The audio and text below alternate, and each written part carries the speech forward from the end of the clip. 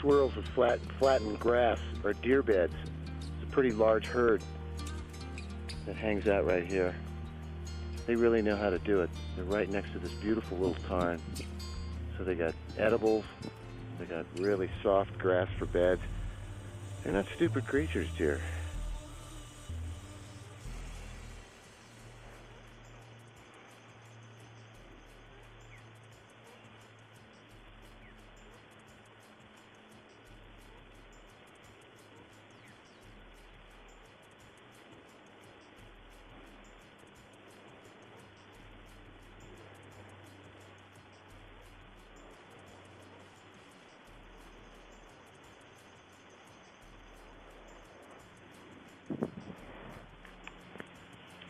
This guy is right next to me.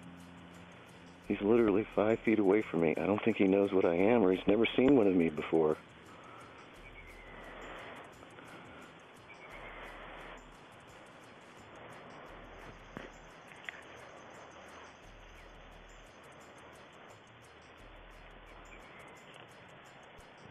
I think that's his mate.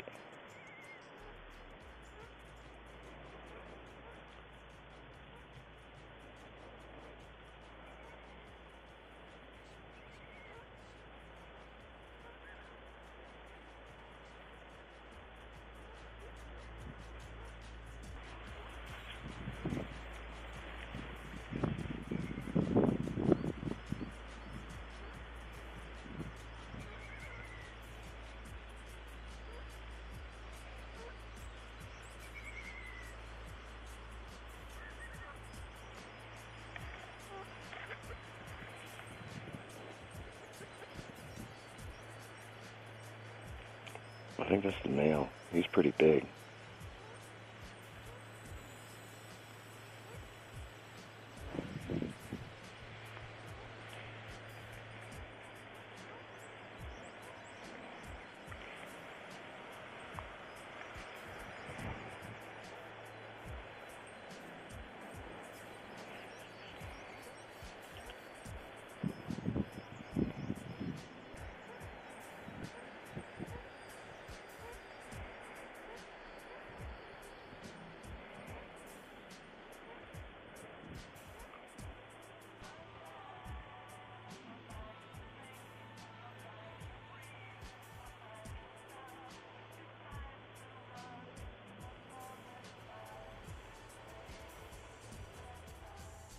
Saturday, September 20th is 10 o'clock.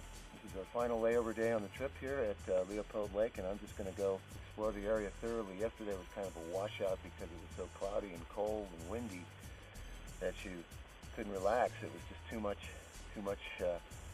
cold and bitter wind because of the front moving through. Didn't get a bath or a swim in. Today it's going to be another story altogether. I'm going to swim, bathe, hike all over this place until late in the afternoon. I got back early yesterday because I had to set up the tent for the tarp because it looked like it was going to dump. But this is a great camp, and today's making up for yesterday. Looking south at Leopold Lake. It's not a very large lake, but it's a very beautiful lake.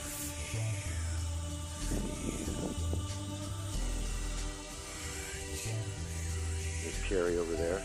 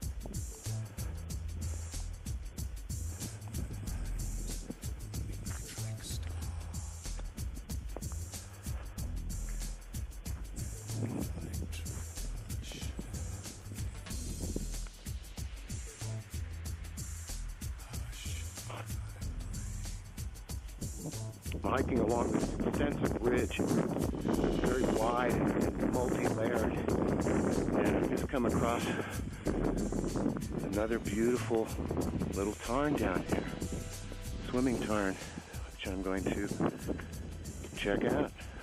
Right there.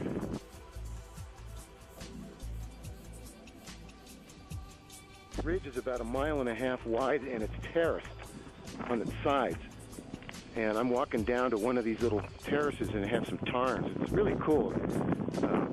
It's like this big giant steps, and this terrace is the last one before you go over the edge of the pretty much almost vertical canyon drop. But I'm going to walk down here and check out these tarns and this terrace, because these are the kinds of places that nobody ever goes to, almost never. And you see interesting things here. All right, see? Right down there.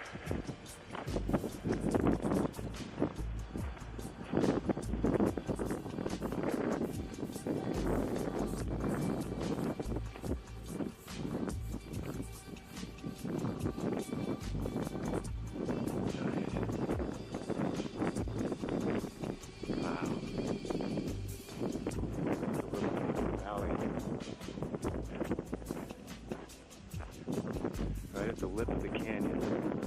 It's almost vertical right over that.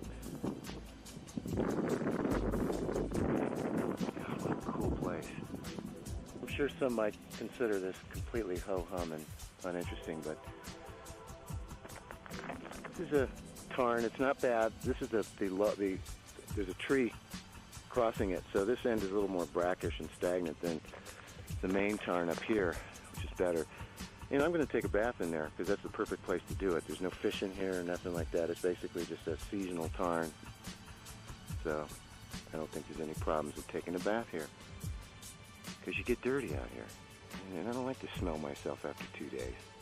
Terrace below the top of the ridge line up here on Leopold Lake Ridge. It's just really interesting. These places always are. I don't know why, but you find interesting things here. I mean, I found old camps, fences where you can't imagine why there would be a fence in this particular spot, but somebody went through a lot of pain and effort to put a barbed wire fence up over a section. Found one the other day. I'm at the furthest point of the prow of the prow. There's a prow up there, which is the main ridge, and then there's this secondary lip that juts out a little bit below the main ridge, and this is the end of it. Drops down into a meadow. The other canyons over here.